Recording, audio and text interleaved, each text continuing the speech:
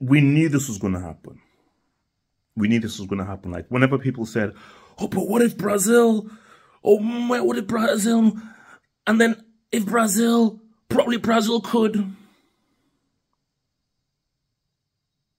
No. I'm just looking to see whether I mistakenly bought cookies for dogs instead of human beings. But that's another discussion because it says pets cook cookies, but that's one side.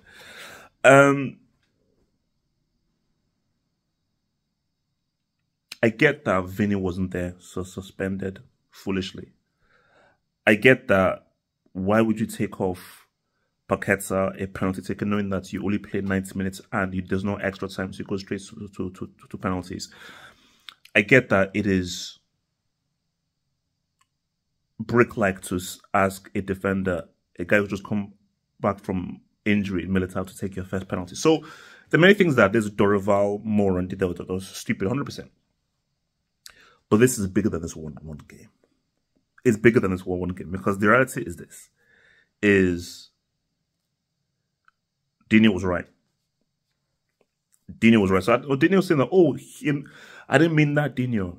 With all due respect, because Dini, you are that guy. Dini, keep it a stack. Shush. Keep it a stack. That one of the first images I remember of football, first images I remember of football is that yellow jersey and Romario and Bebeto. That's one of the first images I know of football is of Romario and Bebeto back in the 1994 World Cup. That was my introduction to football. So Brazil's always been a staple, and obviously sitting down in Nigeria with some pounded yam, jollof, and watching VHS tapes of previous World Cups and learning about why Pele is a big deal, Garrincha is a big deal, Carlos Alberto is a big deal. All these guys are a big deal, you know. Brazil are garbage. They're garbage. And you would think that... And there was a Copa America that I remember, and I can't remember which one it was. It might have been like 99 or 97, and I was watching it in this house, in this house with my big brothers, because me and my big brothers would always watch every Copa America.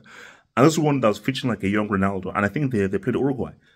It was such a foregone conclusion that they would destroy Uruguay. We were just watching just to see what Ronaldo would do and just how badly they would beat them. There was never even a question of whether they would beat Uruguay. It's like, okay, how much will they beat them by? And let's just see the crazy moves that Ronaldo was going to do. That's what me and my brothers were waiting for. We were staying up late to see what this crazy Ronaldo was going to do and what are the skills Brazil would do against Uruguay. We've now gone from that to Brazil coming to this game as underdogs. Uruguay are the favorites. The match now is a dog. It's not even football anymore. It's World War VIII.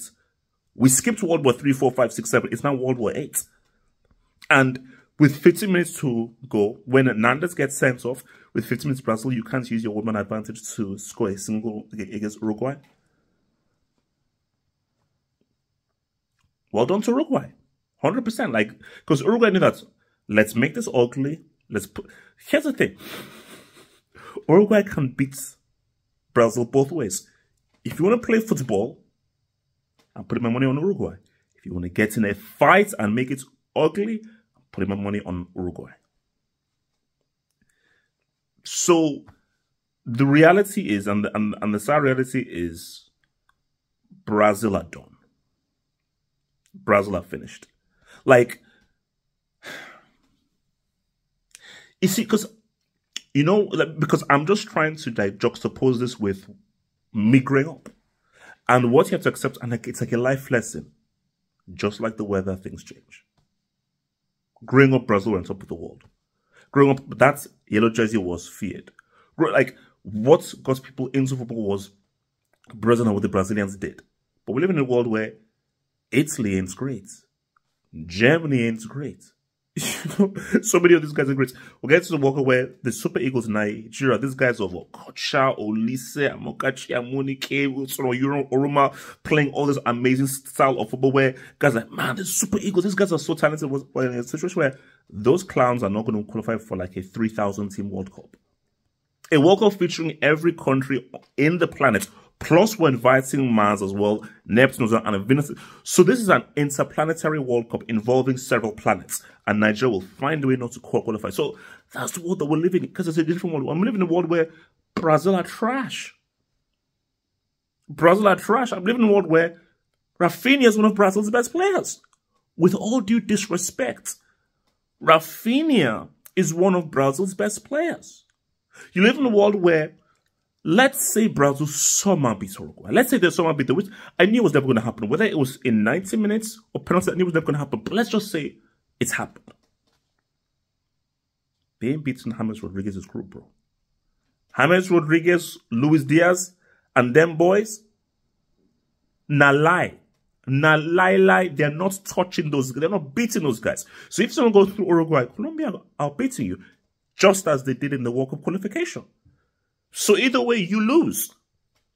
Because Brazil were never making this final. Because Brazil were never beating Uruguay and Colombia. They will, I knew they were going to lose to Uruguay, but let's just say by miracle, penalties is a lot risk. Let's just say by miracle they won by 5 penalties. Colombia beat them in 90 minutes, 100%. They beat them in 90 minutes. So, personally for me, I'll keep it real. I prefer a Colombia-Uruguay semi-final. Now, I get it because we're trying to make a Vini Ballon d'Or case. But the Vini Ballon d'Or case is now looking very tricky because France are in the semi-final, Mbappe. England are in the semi-final, Jude Bellingham. So, and also, whether you like it or not, I know the business, it sounds crazy, and he's not had a great Copa America, and Emi Martinez has been carrying him so far. If Messi balls out in the semi-final, number 9 could be loading. So, Messi, Bellingham, and Mbappe, Vini, you could see your Ballon d'Or dreams whisk away like Houdini. So, yeah, for me, personally, I'm happy that it's Uruguay.